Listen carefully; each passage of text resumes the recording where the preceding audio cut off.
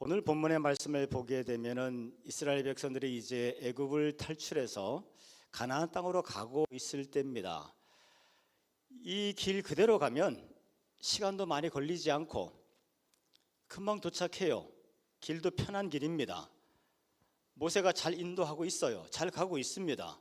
그런데 하나님께서는 급히 그들의 길을 돌이키십니다.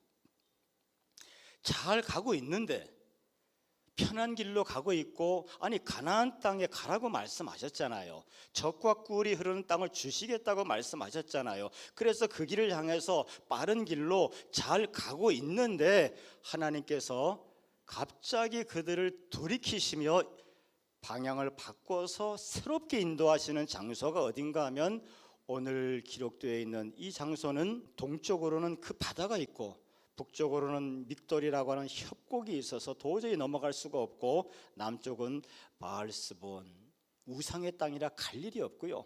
왼쪽으로는 애굽이 있습니다. 애굽의 군대가 좀 있으면 그들을 죽이려고 그쪽에서 달려들기 시작하죠. 이스라엘 백성들이 이곳에 도착했을 때 그 정보를 들은 바로 왕은 저들은 꼼짝없이 이제 갇힌 자가 되었다, 이렇게 생각했어요. 다시 말해서 하나님께서 잘 가고 있던 이스라엘 백성들을 굳이 돌이켜서, 아니 하나님이 목자시라며요. 푸른 초장 맑은 시냇물로 인도하신다며요. 그런데 왜 잘 가고 있던 빨리 갈 수 있는 그 길을 돌이키셔서 이 사면초가 꽉 막힌 길로 이스라엘 백성들을 인도하셨냐 이겁니다. 사면초가의 의미는 잘 아시죠? 사면초가는 초한대전에서 나옵니다. 초나라와 한나라가 싸우는, 초나라의 임금은 그렇죠, 황후, 한나라의 임금은 그렇습니다, 유방입니다.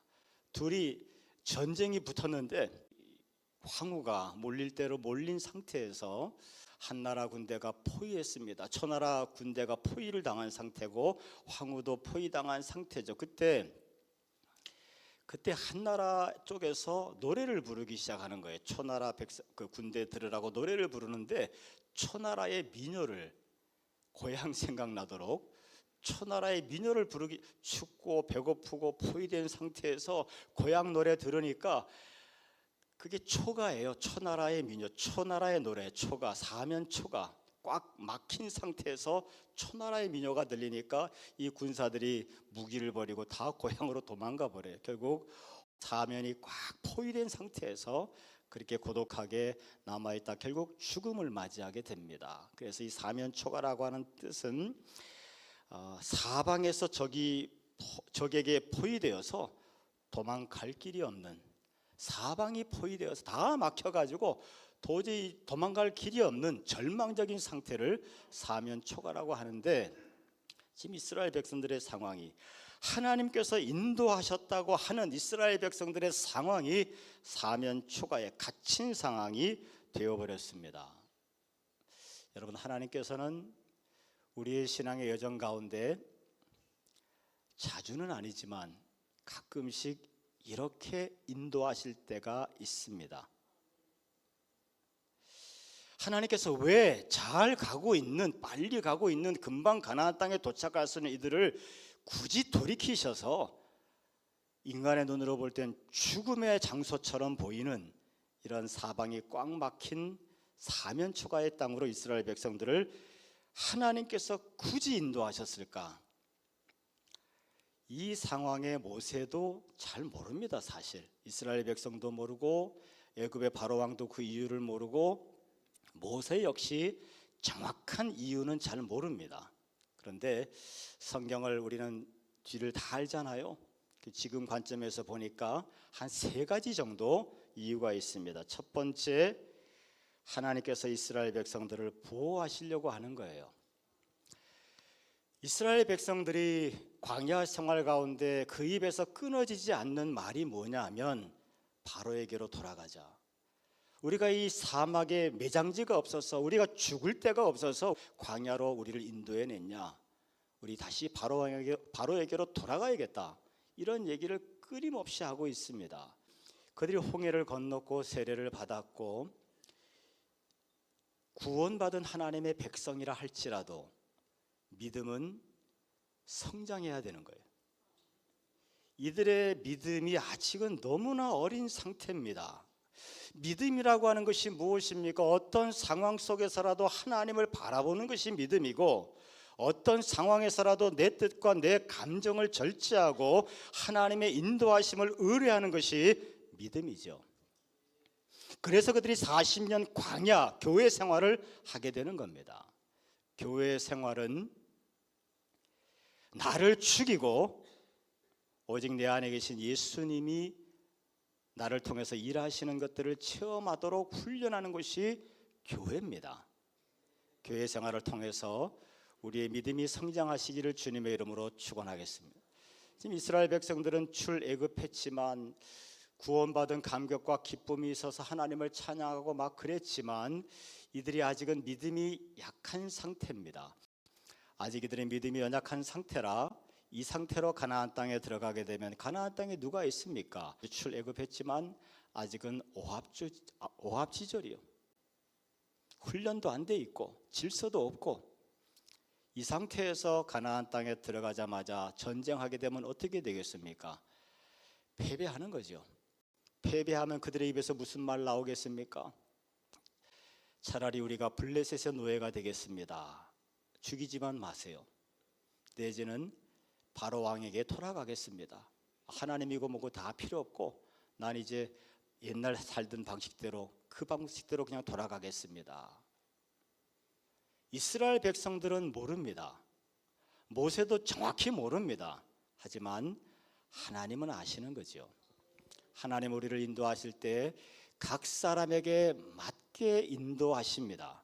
하나님께서 나를 어떻게 인도하시는지 하나님을 의지하고 하나님을 바라보시면서 하나님께서 인도하시는 그 삶을 따라가시기를 축원하겠습니다.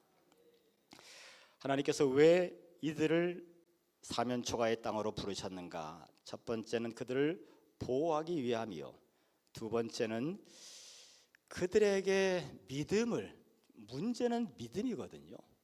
정말 예수 믿고 복 받으려면 하나님께서 내 삶을 통치하고 역사하시고 인도하시고 응답하시는 축복을 체험하려면 믿음이 있어야 돼요. 하나님을 겸손함과 간절함으로 바라보는 믿음이 있어야 됩니다. 하나님께서 내 마음을 통치하는 믿음이 있어야 되고, 하나님께서 내 생각을 통치하는 믿음이 있어야 됩니다. 하나님께서 이들에게 믿음을 주시기 원하시는데 어떤 믿음입니까? 사면초가의 상황 가운데 빠졌다 할지라도 하나님은 홍해라고 하는 죽음의 절망을 가르셔서 그 속에 희망의 길을 보이시는 하나님이시다. 하나님은 그 어떤 절망 속에서라도 희망의 길을 열어주시는 하나님이시다. 그 하나님을 알게 하려고 이 사면초가의 땅으로 하나님이 인도하신 것입니다. 마지막 세 번째로는 하나님께서 왜 이들을 인도하셨는가? 그들의 중심을 보고자 하시는 거예요. 사면초가의 땅으로 인도했습니다. 답이 없습니다. 그들의 중심에 과연 무엇이 있는가를 드러나게 하시기 위함입니다. 이런 절망적인 상황 속에서 이스라엘 백성들이 뭐라고 얘기합니까? 우리를 버려두라, 애굽 사람을 섬기겠다고 하지 않았느냐? 이렇게 얘기한 적이 없습니다. 그들이 애굽의 압제 가운데, 바로왕의 압제 가운데 자기들을 구원해 달라고 하나님께 통곡을 하며 부르짖었기 때문에 하나님께서 모세를 준비하셔서 그들을 출애굽시켜 주신 거예요. 그런데 너무나 상황이 힘들고 어려운 절망 속에 들어가다 보니까 기억에도 오류가 생기는 겁니다. 절망 속에 들어가니까 정신이 없는 거예요. 별별 소리를 다 하고, 모세를 죽여라, 살려라, 우리는 애굽에서 있겠다고 했었다, 왜 매장지가 없어서 이곳으로 인도하느냐, 별소리를 다 합니다.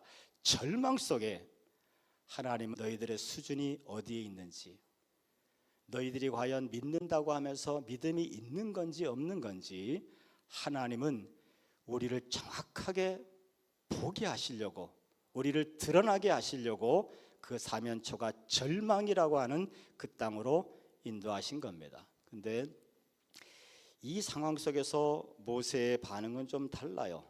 13절에 보면 두려워하지 말고 가만히 서서 여호와께서 오늘 너희에게 행하시는 구원을 보라.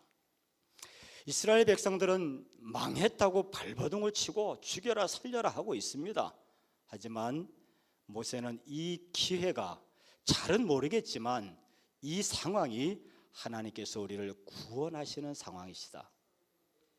뭔가 하나님의 계획이 있으시고 하나님의 인도함이, 우리가 믿음이 있다고 하는 것은 그 어떤 상황을 만나도, 절망적인 상황을 만나도 주님을 바라보는 그 눈빛이 믿음인 거예요. 주님을 바라보는 진실한 마음이 믿음입니다. 하나님은 그 사람을 들어서 사면 초가의 상황 속에서라도 희망의 길을 열어주실 줄 믿습니다. 가만히 있으랍니다. 지금 가만히 있게 됐습니까? 애굽의 전차 부대가, 철병거가 그들을 짓밟으러 오고 있습니다. 홍해는 절망의 바다로 보입니다. 위로 갈 수도 없고 아래로 갈 수도 없고 꼼짝없이 갇혀있는 그런 상태입니다.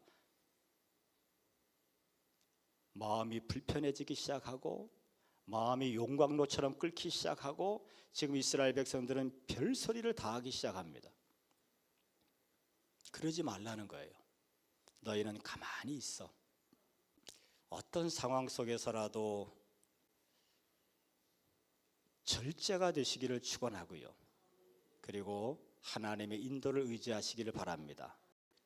뱀에 물리면 전에 그랬습니다. 뭘 칼로 그 이빨 자국 난 데를 찢어서 막 그냥 그 독을 빨아내야 된다고, 빨아내다가 또 입안에 충치가 있으면 또 거기서 감염이 된다고, 독이 퍼지지 않도록 뭐 벨트를 풀러서 나무를 막 이렇게 해서 돌려서 묶어서 피를 통하지 않게 해야 된다고 별소리가 다 있습니다. 뱀한테 물리면 의사한테 가면 됩니다. 해독제 다 있습니다. 서두를 것도 없고 칼로 찔 것도 없고 그걸 독을 빨을 필요도 없고 그냥 돌려서 그냥 피 안 통, 그러다 살 다 썩는데요. 피 안 통하게 할 필요도 없고 물렸으면 물렸구나. 그리고 의사한테 가시면 된다. 가만히 있어라고 하는 이 말을 다시 한번 기억해 봅니다.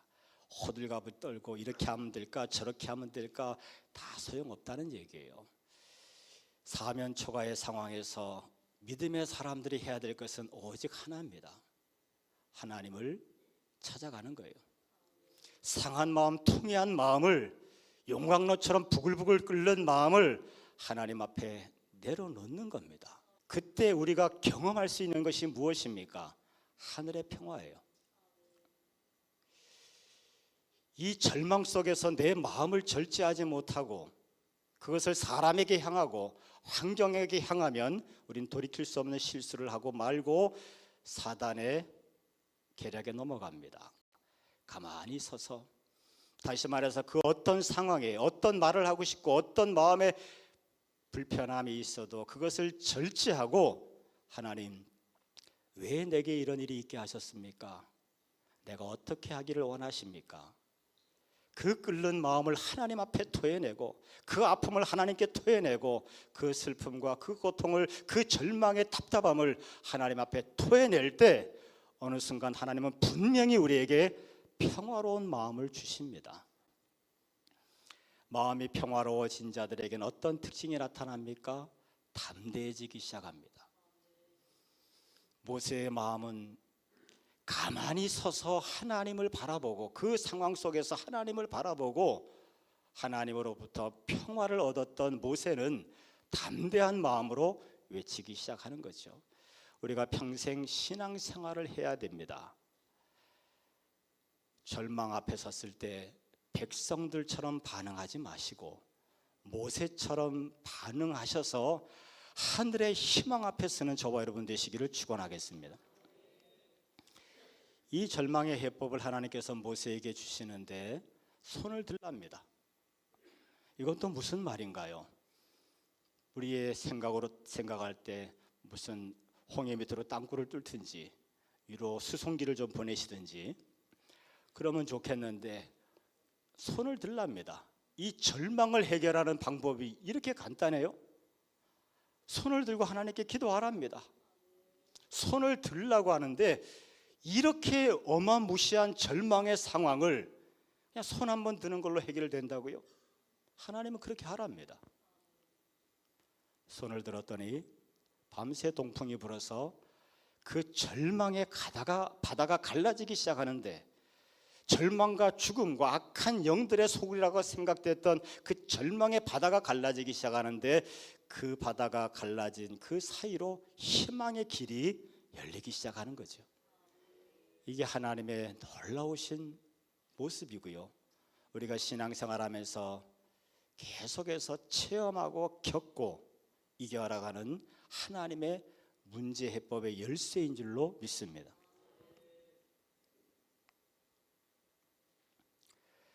하나님께서는 절망의 바다 홍해를 가르시고 그 안에 감추었던 희망의 길을 보게 하셨으며, 이스라엘 백성들은 모세의 인도를 쫓아 그 희망의 길로 다 걸어갑니다.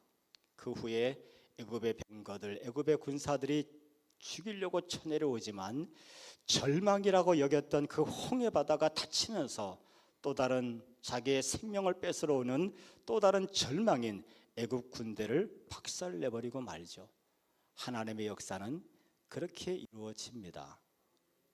여기서 분명한 것, 하나님은 우리의 중심을 보기 원하시는 거예요.